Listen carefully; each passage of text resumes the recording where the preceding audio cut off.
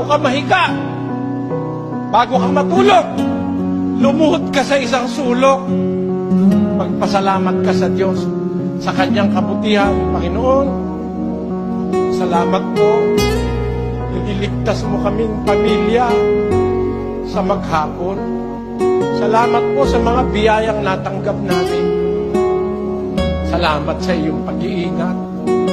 Sana ingatan mo kaming patuloy sa magdamag. Alalahanin mo ang aking asawa at mga anak.